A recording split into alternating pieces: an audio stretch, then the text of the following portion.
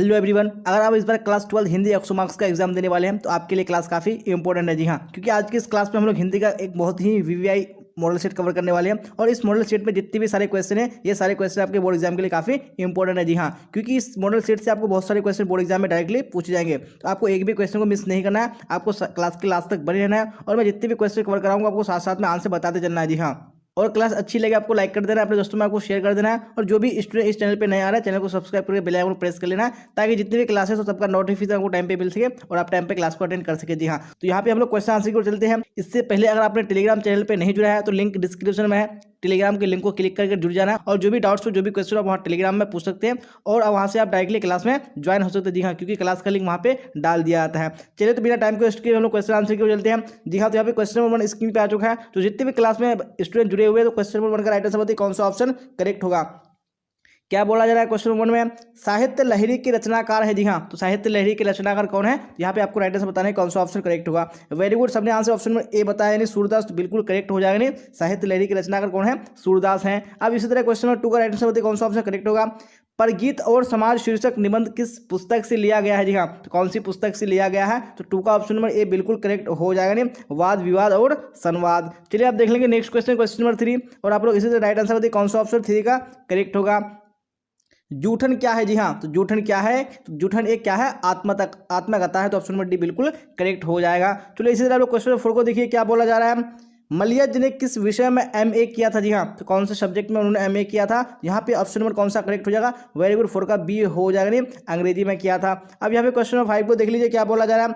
हंसते हुए मेरा अकेलापन के लेखक है। जी हाँ, इसके लेखक कौन है, 5 का ऑप्शन नंबर बी बिल्कुल करेक्ट हो जाएगा। नहीं, मलियज। चलिए आप देख लेंगे क्वेश्चन नंबर 6 और आप लोग राइट आंसर बताइए कौन सा ऑप्शन 6 का करेक्ट होगा। त्रिज कहानी किस प्रकार की है। जी हाँ, तो किस प्रकार की है त्रिज कहानी, तो 6 का ऑप्शन नंबर 1 करेक्ट हो जाएगा। नहीं, उत्तर आधुनिक त्रासदी। चलिए आप देख लीजिए क्वेश्चन नंबर 7 क्या बोला जा रहा है।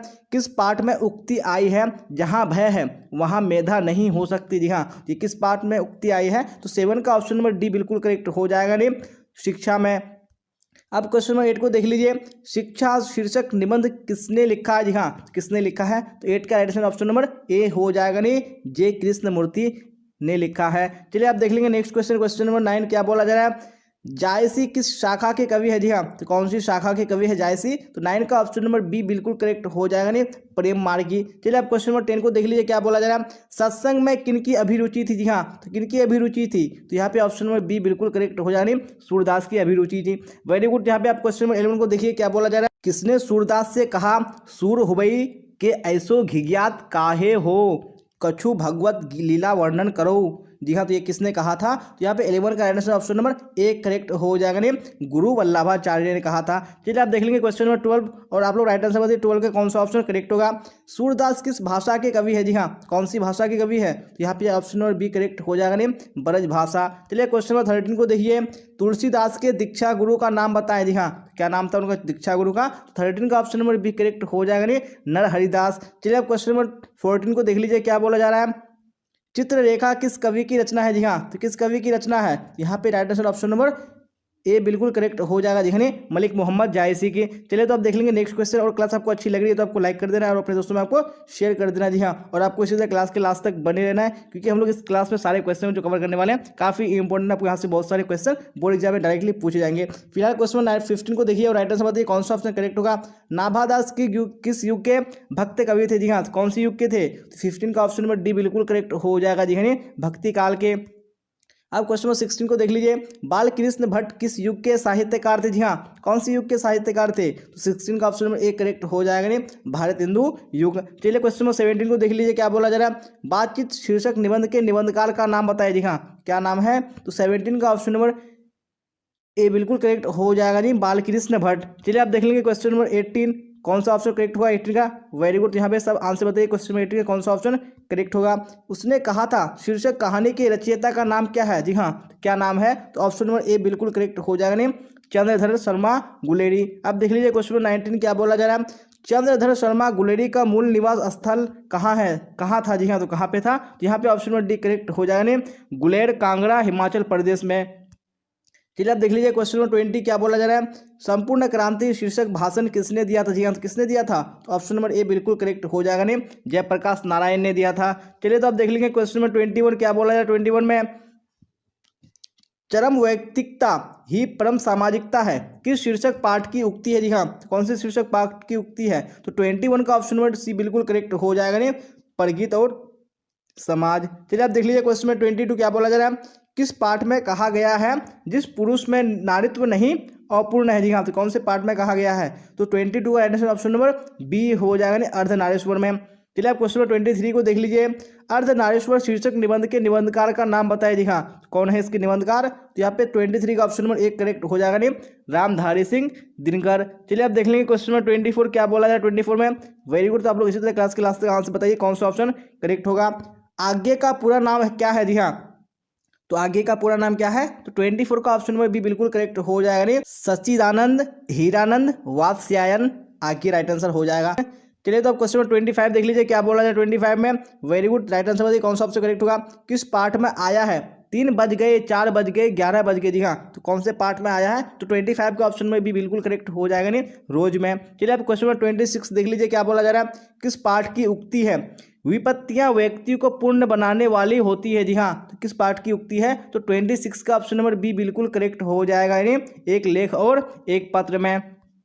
चलिए अब क्वेश्चन नंबर 27 को देख लीजिए क्या बोला जाए। 27 में एक लेख और एक पत्र शीर्षक पाठ के लेखक कौन है? जी हाँ, कौन है? तो 27 का ऑप्शन नंबर ए बिल्कुल करेक्ट हो जाएगा। जी हाँ, भगत सिंह। चलिए आप क्वेश्चन नंबर 28 को देख लीजिए। ओ सदानिया निबंध के निबंधकार का नाम बताएं। जी हाँ, क्या नाम है इसका? तो 28 का ऑप्शन नंबर कौन सा हो जाएगा? वेरी गुड, यानी एक करेक्ट हो जाएगा, जगदीश चंद्र माथुर। चलिए आप क्वेश्चन नंबर 29 को देख लीजिए। चौर कैसे ताल है? जी हाँ, तो चौर कैसे ताल है? तो ऑप्शन नंबर एक करेक्ट हो जाएगा नहीं, उथले ताल। चलिए आप देख लेंगे क्वेश्चन नंबर 30 और राइट आंसर बताइए कौन सा ऑप्शन 30 का करेक्ट होगा।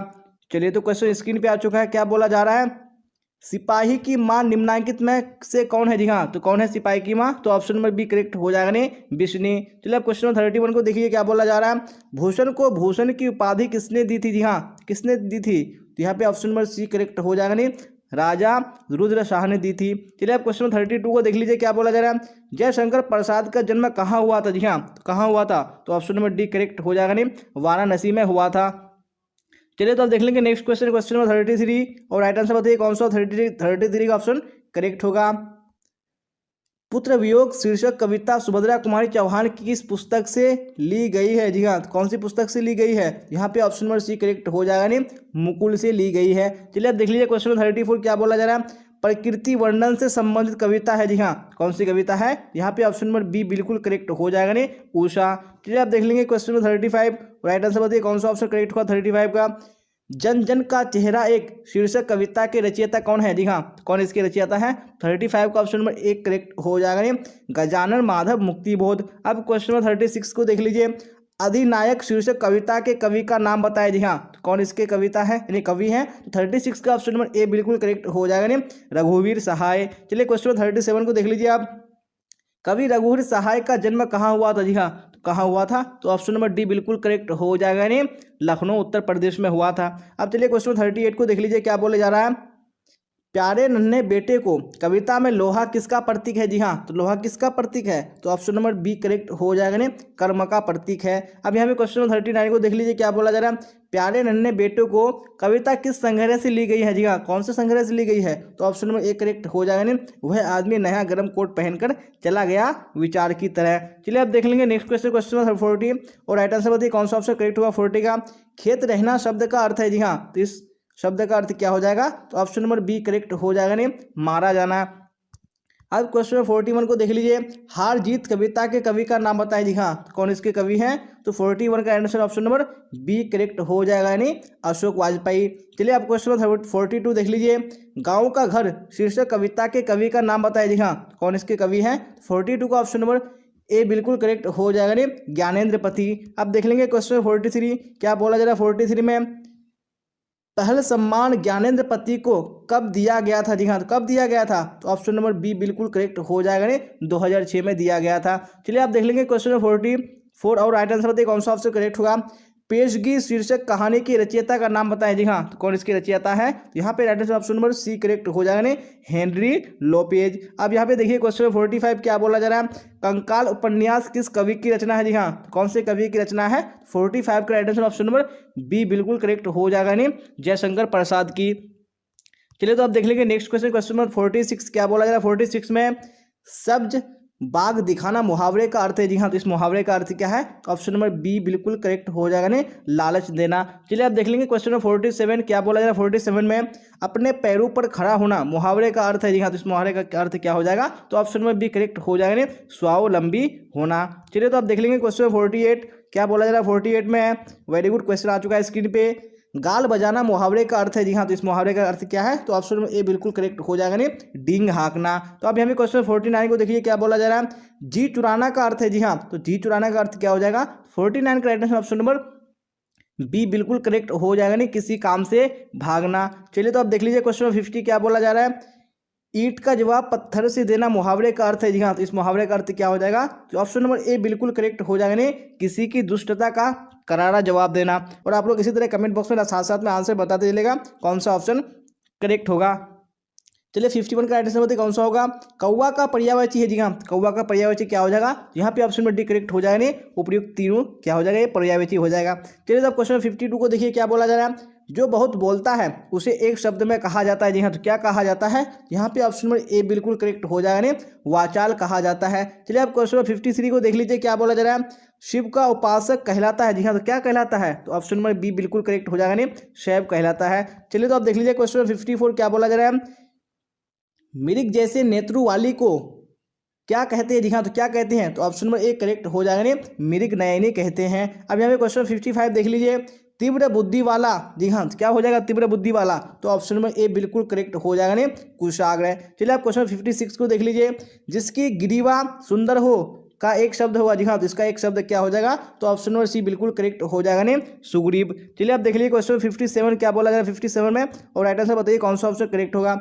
पंचवटी कौन सा समास है? जी हाँ, तो पंचवटी कौन सा समास है? तो 57 का ऑप्शन नंबर सी बिल्कुल करेक्ट हो जाएगा, नहीं द्विगु समास है। चलो अब क्वेश्चन 58 को देख लीजिए, घनश्याम में कौन सा समास है? जी हाँ, तो घनश्याम में कौन सा समास है? तो ऑप्शन नंबर ए बिल्कुल करेक्ट हो जाएगा, नहीं कर्मधारय समास है।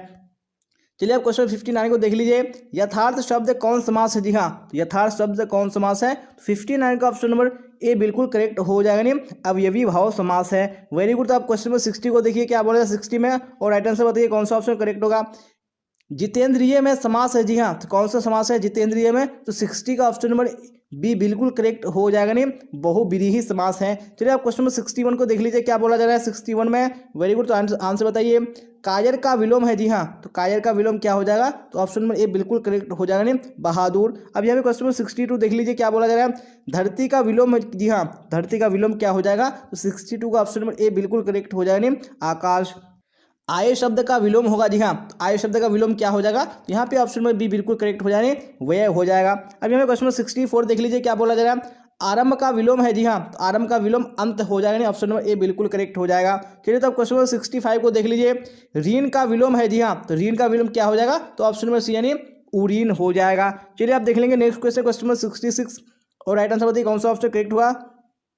अनादर का विलोम है। जी हाँ, तो अनादर का विलोम ऑप्शन नंबर सी करेक्ट हो जाने आदर हो जाएगा। चलिए आप देख लेंगे क्वेश्चन नंबर 67 क्या बोला जाएगा 67 में, विवाह शब्द है। जी हाँ, विवाह कैसा शब्द है? तो 67 का ऑप्शन नंबर बी बिल्कुल करेक्ट हो जाएगा, नहीं पुल्लिंग। चलिए आप देख लीजिए क्वेश्चन नंबर 68 क्या बोला जा रहा है, अरण्य का पर्यायवाची है। जी हाँ, अरण्य का पर्यायवाची क्या हो जाएगा? यहाँ पे ऑप्शन नंबर ए यानी विपिन करेक्ट हो जाएगा।